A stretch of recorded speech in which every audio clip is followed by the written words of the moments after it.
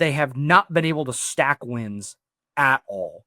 It feels like, hey, they'll win 3 and then they lose 3. And then they'll win 2 and then they'll lose 1. And then they'll win 1 and then they'll lose 2. And then they'll win 1 and then they'll lose 3. Then they'll win 2, then they lose 2. I have not been able to figure it out all year.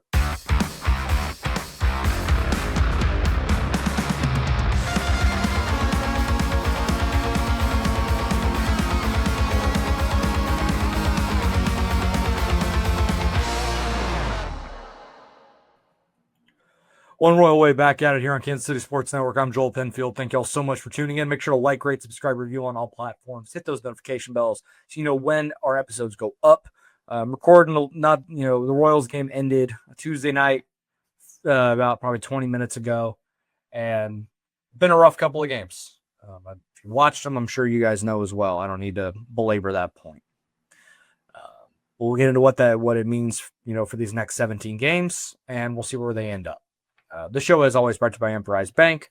Remember, FDIC, our partners in Possible here at Kansas City Sports Network, and on this show, we can't thank them enough for their support over the last couple of years. And if you have a baseball or softball player in the area needing a place to train, be sure to check out Kansas City Strength and Conditioning. That is one of the best places in the area as we're getting into fall ball, getting into the winter, as the year winds down. Great place to get ready for the spring if that's what your kid or someone wants to do. As we move into the off season. Trying to be nice, trying to be cordial, respectful, I think may not be the right way to phrase it, but last couple of games have been pathetic offensively. And there's no other way to put it. It's not like you're facing prime, Shane Bieber and Carlos Carrasco and some of these other great pitchers that Cleveland's throwing out there. It's Slade Ciccone. I might be saying that wrong. And Joey Cantillo. Like, they're middle to back end rotation guys. And Slade Ciccone took a no-hitter into the 8th inning in this game, in the game on Monday. And Cantillo had a chance at a Maddox going into the 9th. They scored 2 runs in this series when the game was already very well in hand because Cleveland blew up Brian Bergert. And it was 10-0 going into the 9th. They threw in one of their version of like Sam Long or whoever, just like, hey, game's over. Let's just throw someone out there. Get a couple across on a jack single, scores 2, but it didn't matter, right? The game was already over. And then tonight they had their chances. Noah Cameron was awesome. I'm going to spend more time on that later in the episode. I want to kind of get the negative stuff out of the way, now. And tonight, just a poor offensive performance. And neither of these guys have big-time strikeout stuff. Slade Ciccone got 3 swings and misses all night. He struck out 3. He walked 3. And it still took them until the 8th to get a hit. And it was Michael Massey that came across and did it. And it's like Cantillo, 5 strikeouts, no walks. But even his stuff, I'm watching and I'm like, there's nothing special here. I don't see what is oh man, this guy's really tough. There's some guys you can tell, even if it's below innings, be like Noah Cameron. You can see the qualities of oh, that's why this guy's a little tough to hit. I don't see it with Cantillo. He guides the ball pretty well, but it's not like there's any flash to his stuff where I'm I just don't get it. And it was it was kind of the lefty platoon lineup, but it didn't matter. And they got Bobby back for the lineup today. The lineup didn't come out till almost an hour and a half before first pitch. Some of that because they're probably just letting Bobby get his pregame work in, see if he could go, and then when he was able to, okay, now we go. And I thought maybe that would be the boost that this team needed after nearly getting no hit the night before and putting up a pretty poor offensive performance on Sunday. And it was really bad. They didn't have a base runner from the 2nd inning when Jonathan India singled until the 9th. When Isbell gets a single, Bobby gets a single, 1st and 3rd with 1 out. Vinny strikes out, Salvi strikes out, game over. These are the games you have to have. There's 19 left. This is against the de facto or pseudo playoff team, right? Playoff adjacent. This is a de facto playoff game. That's the phrase I was trying to go for. And you don't show up offensively for 3 straight games. And you still got 2 against Cleveland. But then you're going to Philly. You really think you're going to make up ground there against that team? I don't know, man. Like, I know Trey Turner and Alec Boehm are off, but I'm not worried about the pitching. I'm not worried about that, right? Like, Berger had his first bad start as a Royal. All right, willing to write that off. Noah Cameron was awesome today, and he did not deserve a loss. And he got one because the offense didn't show up to the plate. And in these games, you have to come through. You have to find a way. And this offense just hasn't done it. It's been the biggest problem all year. And it's the thing that I just have had such a hard time with this year, is they have not been able to stack wins at all.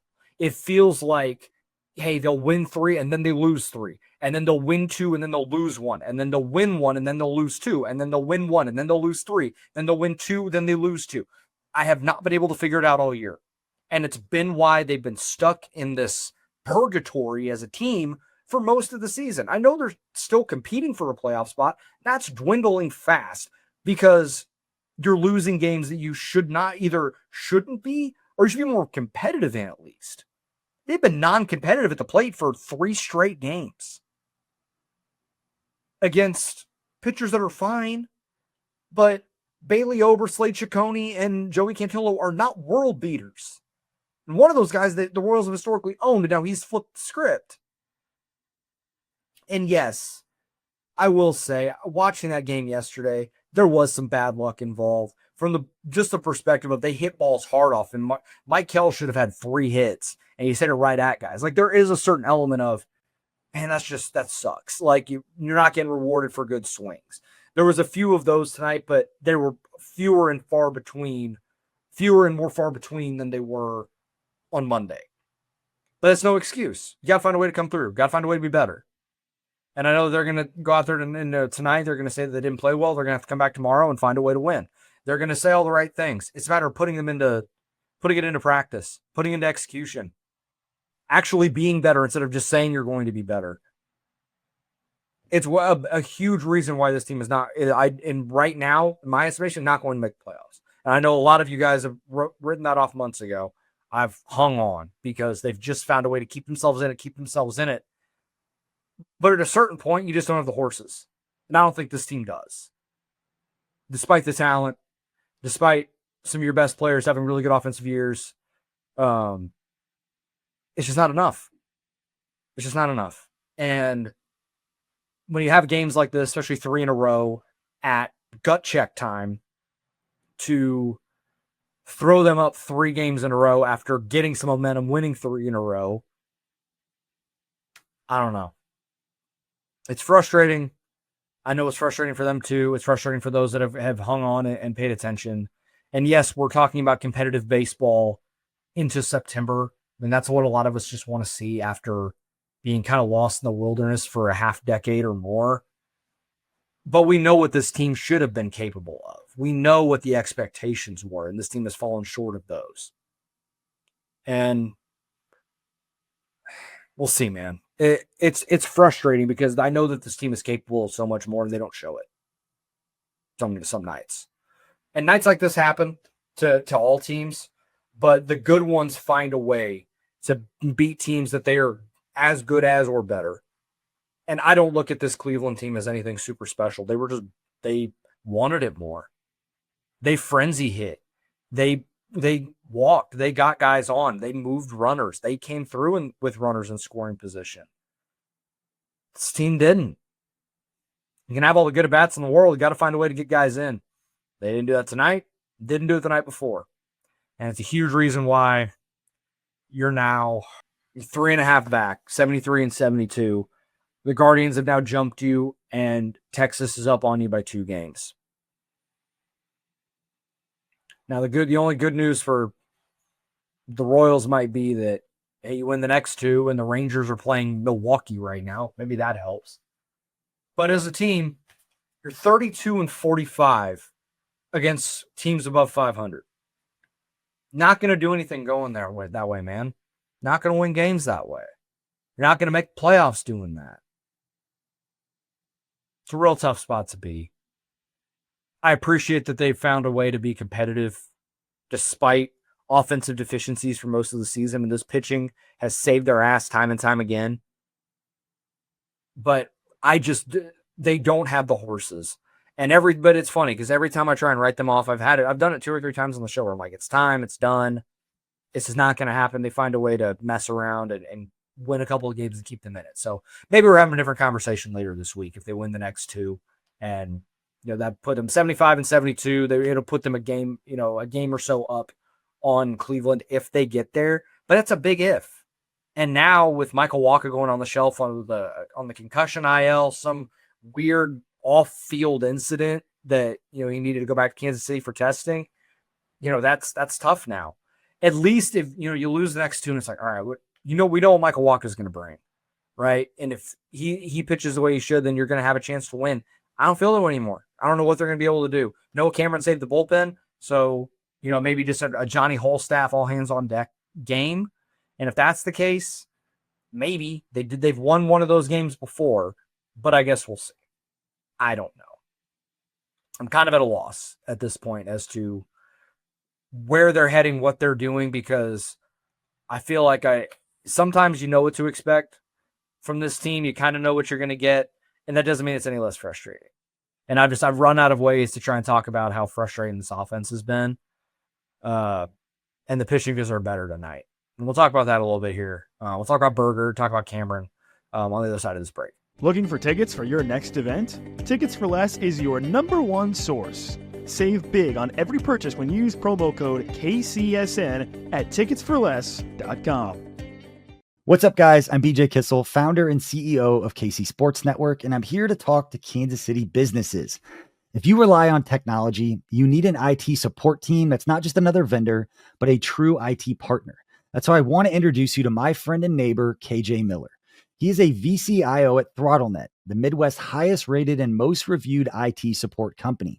They've been in business for more than 25 years, helping companies stay secure, productive, and ahead of the curve. They aren't just IT support, but they provide data security, IT strategy, and cloud software services. They do it all, and their reviews show they do it better than anyone else. So if you want to hear about how ThrottleNet can help your local business, join the conversation with myself, KJ Miller from ThrottleNet, and our resident genius from KC Sports Network when it comes to IT, at least as he's affectionately known by us, Mr. Craig Stout. Click the link in the description to hear how ThrottleNet can help you. What's good, everyone? It is KCSN betting analyst Benny Heiss. Something hit me as I was driving to the Missouri side, ironically, for something not available on the Kansas side. I cross over. I just can't get over how long sports fans in the state of Missouri have been waiting. It feels like forever. Good news is you don't have to wait much longer because DraftKings Sportsbook, America's top-rated sportsbook app, is finally coming to the Show Me State. If you're thinking, yeah, but I got to wait on the sidelines until December 1st, it's not true. You can sign up right now. And when we go live, new Missouri customers get $300 in bonus bets just for placing a $5 bet. $5. That's not even as much as a pumpkin spice latte that's going to take over. So it's not some ragtag sports, but this is DraftKings. You got live in-game betting. So if your team starts hot, you can jump in mid-play. There's lightning fast payouts. None of that wait 3 days for your money nonsense. And you've got more ways to get in on the action. There's no better way to start. It's all from your phone. When we go live, you'll be betting with a sportsbook trusted by millions, safe, secure, fast withdrawals, everything you want. Well, except maybe a guarantee that your team will cover the spread, but that part's still on you. So here's the move. You download the DraftKings Sportsbook app, use code KCSN, and when we go live December 1st, that $5 bet turns into $300 in bonus bets. That is code KCSN in partnership with DraftKings Sportsbook. Gambling problem? Call 1-800-GAMBLER, 21 plus and physically present in Missouri. Eligibility restrictions apply. Bonus bets expire 7 days after they are issued. Excludes customers who redeem pre-launch sign-up offer. Terms at sportsbook.draftkings.com/promos. Success in real estate takes more than vision. It takes the right financial partner. When someone takes something rundown and turns it into something great, that's called a comeback story, like Brain Group. They take distressed properties here in KC, completely rework them, and then turn them into valuable real estate. But that kind of work needs the right bank behind it. Enter Emprise Bank. They're not about cookie-cutter loans. They saw Brain Group's vision, backed them, and now they're making big moves in Kansas City real estate. Talk about your partner in possible. Emprise doesn't do one-size-fits-all financing. They invest in potential and back growth.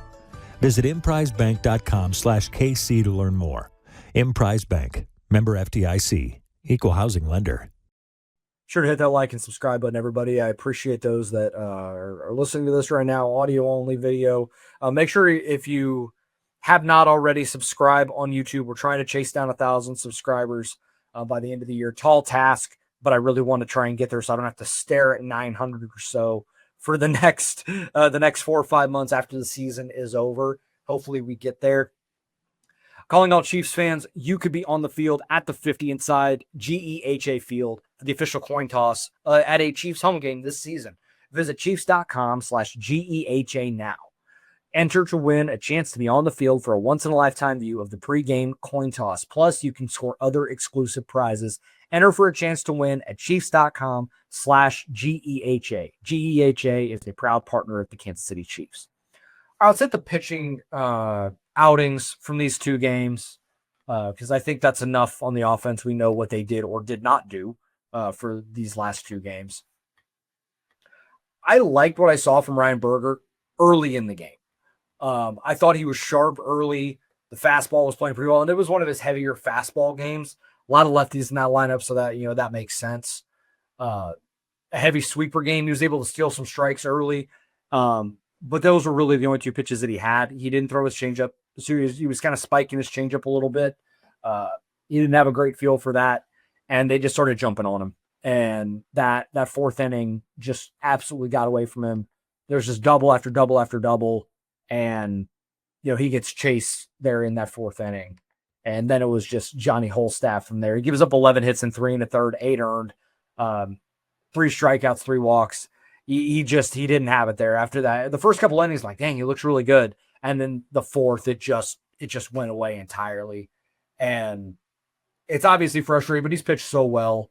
An outing like this was going to come at some point. And that was where some of the expected numbers came in, like the expected ERA and some of the FIP and stuff. And a lot of that was due to a little more of an inflated, I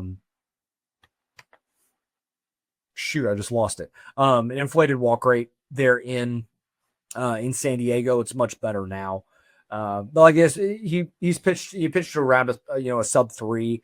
The expected ERA was in the 4.2. So like that it was going to happen to him at some point, but he's still been much better in Kansas City than he was in San Diego. So I still expect him to bounce back. He's going to. He's a rookie. He's thrown 72 innings at this point. We'll see what he's able to do moving forward. But I still overall like the returns that I've seen from him. One bad outing does not a starter make. And it just happened to coincide with Slade Ciccone on the other side, just dropping it on Kansas City, though kind of dancing through the raindrops as he did. On the flip side, a little tale of two games from a pitching standpoint. Noah Cameron, I think that was his best start as a Royal. He goes full 7 innings, only gives up the 2 runs. One of them a home run to Jose Ramirez, and then he gave up a double to Jose Ramirez. David Fry hit a double. And those are the only 2 runs. He gave up 8 strikeouts, no walks, 100 pitches, 7 innings. He was really efficient. The no walks was the big indicator to me because they had skipped his previous start, and then he comes back. He was not super sharp. He walked 5, which is the most he'd walked since his debut. But it came around tonight much sharper. JJ Picola talked about that with Cody and Gold. Like, they skipped his start because he needed the rest. They knew he probably was going to be a little rusty, but long-term, it was the right decision to make that move for him. And then expect him to be much sharper tonight, and that went exactly as planned. He was fantastic. The fastball, he was able to get it up to 95. Now, when he did get it up to 95, he was overthrowing a little bit. The thing that I thought was really interesting is that his slider was super sharp tonight. I thought he threw it incredibly well. He was throwing it a lot harder tonight than he has in the past. They averaged around 86.5 miles an hour on it when it's been a pitch that's been mostly 82, 83, 84 for him. And today it was more like 85, 86, 87, which kind of, with that sharp downward movement with the cutter, with the fastball, it made a significant difference. And he didn't throw the changeup a ton, but when he did, he threw 15 times and got 4 whiffs on it. He got 16 whiffs overall, 8 of them on that slider that I just mentioned. The called strike whiff percentage was not, it was fine. It's about a third of his pitches, 33%. That's a decent number for 100 pitches. He just continues to impress, and it gets to a point where the wondering if the bottom is going to fall out for him, and it's going to start to swing in the other direction, and he's going to kind of go pumpkin mode. Doesn't seem like that's going to happen. He's got an incredibly high floor with the ability to throw all 5 pitches. Being efficient, working around the zone, being confident throwing all 5 pitches in the strike zone. It's huge, and he's going to end up getting Rookie of the Year votes. He's not going to win it. Kurtz is, but he should be a finalist for it. With Roman Anthony going on the shelf, I don't see a world where he's going to finish as a finalist, just because I don't know if he's have enough at bats, even though he's been fantastic for Boston. It'll probably be the 2 guys from the A's, Jacob Wilson and Kurtz, and then Noah Cameron finishing 3rd, which would be, a spectacular outcome. And he's been fantastic and is absolutely deserving of all of that credit. And has shown that he's not just a good local kid story, that he's going to be a part of this rotation for quite a while. And he's going to lock down the 3 spot in this rotation for the next 4 or 5 years. He has that type of capability, I think. And I think there's still places for him to get better. Not going to add a bunch of velo, but refine a couple of those pitches. And he could be a very, very good starter for a long time as a lefty. He doesn't have to go up to 97. He can live at 93, 92, 93, 94 with his deception, the ability to work off of that with the cutter and the slider and the changeup. I can't say enough good things about him. He's been fantastic, and he deserved a better result tonight because I thought he threw the ball really well. And he got a loss because the offense couldn't help him out, and it's undeserved. So I mentioned it earlier. Michael Wacha was slated to start in this game, and but he's now on the concussion IL, so that's not going to happen. Kolek is still slated to go on Thursday. I have not seen any reports as to who is going to start tomorrow or what that might look like. Let me see if... Okay, so Andy Rogers was reporting that Jonathan Bolden will start tomorrow for the Royals. That, I imagine, means it's a bullpen day. He's going to go 2 innings and then turn it over. Maybe this is where Luinder Avila can get some extra innings. He can go 2 or 3 for you, and then it's Johnny Holstaff from there, but everyone should be pretty fresh. Zerpa didn't throw too many pitches tonight. Schreiber only threw a handful to one batter before he got a double play. Ursig is ready to go. Estevez is ready to go. And we'll see where the chips fall. We'll see what they got. This is what we're going to learn. It's gut check time. Tomorrow is must win of all must wins, considering what the last 3 games have meant. You win tomorrow, you got a chance for a split with Kolek on the mound. They get the split, going to Philly gets kind of interesting, but a lot of what I said previously is still how I feel, that this team just doesn't have the horses. Prove me wrong. I want to be wrong. I say these things and I'm like, I want to be incorrect. I want them to go on a ridiculous run here in these last 17 games and make the playoffs, but I don't know if that's going to happen. We'll have to see. Thank you guys very much for listening. We will be live on Thursday night after the game is over. That is I think a 6:15 first pitch Kansas City time. Once that game is over, final out's recorded, I'll hop on here and we'll talk about it. Hopefully we're talking about 2 wins and some momentum heading to Philadelphia. We'll see what this team has left in them. Toast game to Noah Cameron. He deserves it. He threw great tonight. Take care, everybody. Have a great one. We'll talk soon.